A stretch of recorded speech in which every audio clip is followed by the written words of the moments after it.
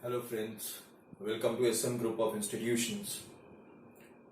आपको पिछले वीडियो में जो है बताया था कि अकाउंटिंग इक्वेशन पर किस वे में असर पड़ते हैं। आज हम उन्हीं इफेक्ट्स को with the help of transactions समझने की कोशिश करेंगे। जो ट्रांजैक्शंस है वो किस वे में हमें एसेट्स में, लायबिलिटीज में और कैपिटल में प्लेस करने हैं। हमें कैसे पता लगेगा कि भाई ट्रांजैक्शन में एसेट इन्वॉल्व है, लायबिलिटी इन्वॉल्व है, कैपिटल इन्वॉल्व है, और हम उसको अकाउंटिंग इक्वेशन में कैसे फ्रेम करेंगे। आज हम उन्हीं ट्रांजैक्शंस को लेकर कुछ ट्रांजैक्शंस करेंगे। इसी तरह से कुछ चंद वीडियोस में हम इन ट्रांजैक्शंस को समझेंगे और फिर हम फुल फ्लेज क्वेश्चन सॉल्व करेंगे। तो चलिए पहली ट्रांजैक्शन पर चलें। Mister A commenced business with cash ₹5 lakh. Mister A ने बिजनेस शुरू किया 5 लाख रुपए के साथ। अब अकाउंटिंग इक्वेशन करते समय जो आपको बताया गया है कि क्या है, हम बिजनेस है, हम खुद को क्या मानेंगे, बिजनेस। हम अपने आप को ओनर नहीं मानेंगे। जब हम बिजनेस हैं, और बिजनेस एंटिटी कंसेप्ट कहता है कि बिजनेस और ओनर दोनों दो अलग अलग इंसान हैं। तो इसका मतलब ओनर अलग इंसान है और बिजनेस हम जो अलग इंसान है। तो जब ओनर बिजनेस को शुरू कर रहा है तो इसका मतलब वो बिजनेस में पैसा लगा रहा है, वो बिजनेस को पैसा दे रहा है कामकाज शुरू करने के लिए। तो बिजनेस के पास क्या आ गया, कैश। जब कैश बिजनेस के पास आ गया तो अब वो कैश किसका हो गया, बिजनेस का। तो आपको जब अकाउंटिंग इक्वेशन का फर्स्ट टॉपिक बताया था तो वहां क्या बताया था, एसेट्स किन्हें कहते हैं, अपनी चीज जो मेरी हो गई या जो मेरी है।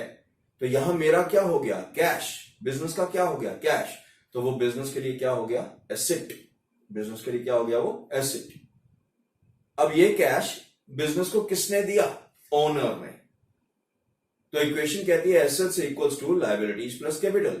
लायबिलिटीज मतलब एक्सटर्नल पार्टी से जो हम उधार वगैरह लेते हैं, और कैपिटल जो ओनर बिजनेस में पैसा लगाता है। तो इसका मतलब जो बिजनेस के पास पैसा आया वो किसी बाहर वाले से नहीं आया, वो किसने बिजनेस को दिया, ओनर ने। तो ओनर के पैसे को क्या बोलते हैं, कैपिटल। तो इस ट्रांजैक्शन से दो चीजें जो हमारे सामने आई, एक कैश एसेट और एक कैपिटल। ठीक है। तो जब अकाउंटिंग इक्वेशन हम बनाएंगे तो अकाउंटिंग इक्वेशन के लिए आपको 3 कॉलम्स बनाने हैं, 1, 2 और 3। एसेट्स, लायबिलिटीज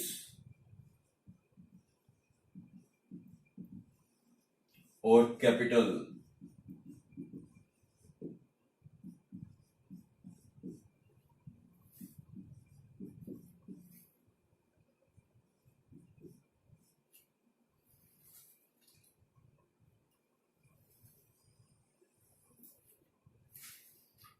अब आपके पास कौन सा एसेट आ गया, कैश। कितना, 5 लाख। क्या किसी बाहर वाले से कोई उधार लिया, किसी बाहर वाले से कोई उधार नहीं लिया। तो इसलिए हमारी लायबिलिटी क्या है, निल। लायबिलिटी अभी हम पर आउटसाइडर कोई भी नहीं है। तो ये 5 लाख हमारे पास कहां से आया, ये 5 लाख हमें कैपिटल के तौर पर आया, जो ओनर ने पैसा इन्वेस्ट किया। तो इसलिए कैपिटल में 5 लाख। तो क्या असर देखने को नजर आया हमें, mister A commences business with cash. एक तो कैश और दूसरा मिस्टर ए के नाम का कैपिटल।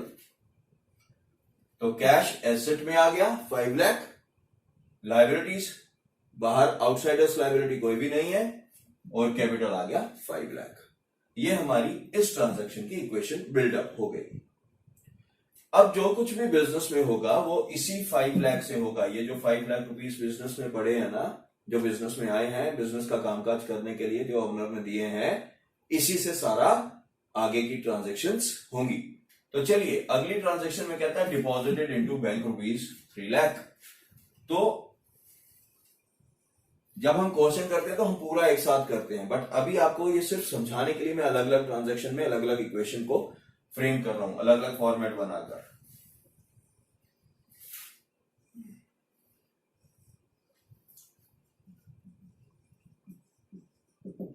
एसेट्स यही पहले कॉपी करूंगा मैं, ऊपर वाला। मेरे पास कैश कितना है 5 लाख। लायबिलिटी मेरे पर अभी कोई भी नहीं है, लायबिलिटी नील है।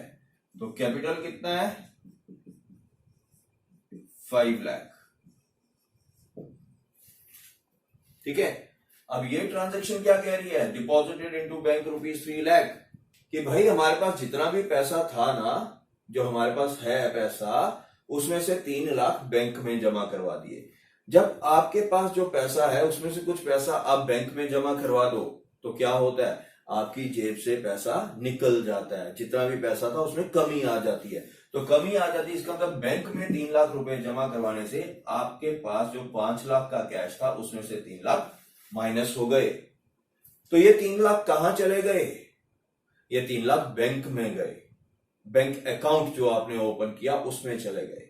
वो बैंक अकाउंट किसके नाम का है, वो बिजनेस के नाम का है, इसका मतलब बिजनेस का अकाउंट है बैंक अकाउंट।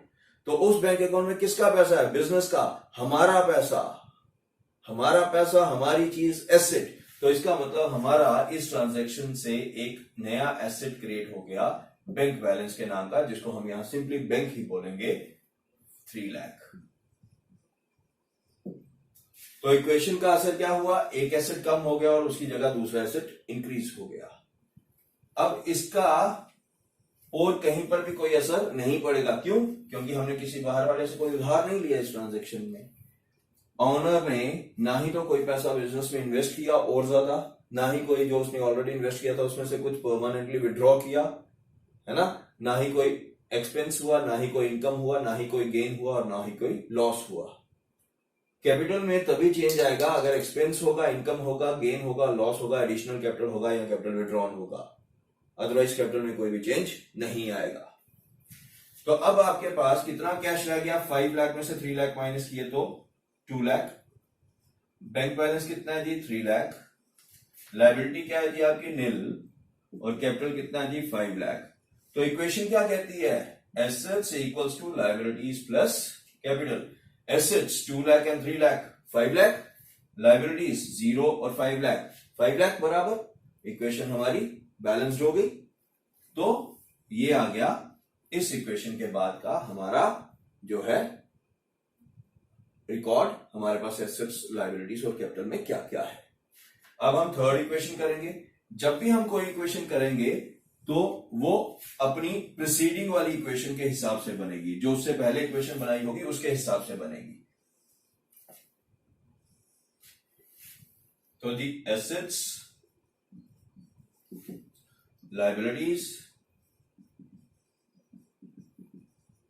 और कैपिटल।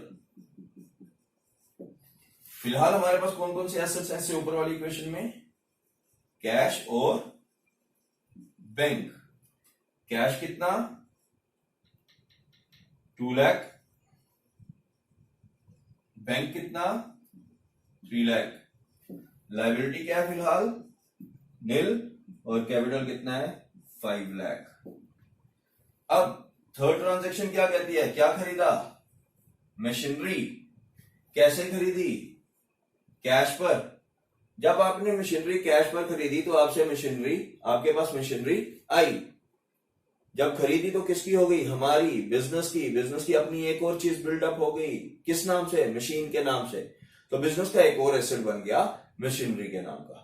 पर ये एसेट बनाने के लिए बिजनेस को क्या करना पड़ा, बिजनेस को पैसा देना पड़ा। तो पैसा देना पड़ा तो बिजनेस के पास से पैसा चला गया। तो बिजनेस से क्या गया 20,000 रुपए। क्यों गए, क्योंकि बिजनेस ने एक मशीन खरीदी, कितने की 20,000 रुपए की। क्या ये मशीन उधार पर खरीदी, नहीं। क्या कोई फायदा नुकसान आमदनी खर्चा हुआ? नहीं। तो इस इक्वेशन का जो असर पड़ा वो एक पड़ा कैश पर, पूरा असर जो एसेट पर पड़ा, जिसमें एक कैश पर पड़ा, कैश कम हो गया और उसकी जगह मशीन आ गई। अब कैश कितना रह गया हमारे पास? 1,80,000। बैंक बैलेंस कितना है? 3 लाख। मशीनरी कितनी है? 20,000। 180 and 3 lakh, 480 and 20, 5 lakh. Assets में 5 लाख का टोटल बन रहा है। लायबिलिटी क्या है? नील। और कैपिटल कितना है? 5 लाख। तो लायबिलिटीज और कैपिटल का टोटल कितना बन गया? 5 लाख। इक्वेशन क्या कहती है? Assets equals to liabilities plus capital बराबर है। तो ये हमारी थर्ड इक्वेशन बिल्डअप हो गई। और थर्ड इक्वेशन बिल्डअप होने के बाद हमारे पास एसेट्स हो गए कैश, बैंक और मशीन। लायबिलिटी आउटसाइडर्स कोई भी नहीं है। इंटरनल लायबिलिटी मतलब कैपिटल 5 लाख।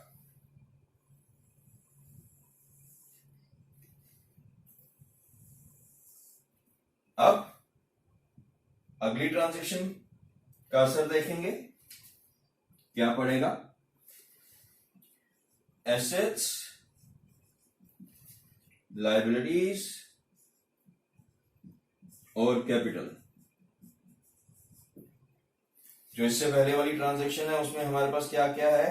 कैश, बैंक और मशीन। कैश कितना? 1,80,000। बैंक में कितना बैलेंस है? 3 लाख। मशीन कितनी है? 20,000। आउटसाइडर्स लायबिलिटीज अभी भी नील है और कैपिटल कितना है? 5 लाख। ठीक है जी। इस ट्रांजैक्शन में क्या रहा है? क्या खरीदा? टाइपराइटर। किसने खरीदा? बिजनेस ने। तो ये टाइपराइटर किसका हो गया? बिजनेस का। इसका मतलब हमारा एक नया एसेट बिल्डअप हो गया टाइपराइटर के नाम का। कितना? 5,000। कैसे खरीदा? Through cheque. हमने चेक दे दिया। जब आप किसी को चेक के थ्रू पेमेंट करते हो, पेमेंट कर दी है, उधार नहीं लिया है, जब आप चेक के थ्रू किसी को पेमेंट करते हो तो पैसा कहां से गया? बैंक से। पैसा कहां से जाएगा? आपके बैंक बैलेंस, बैंक अकाउंट में जो पैसा पड़ा हुआ है वहां से।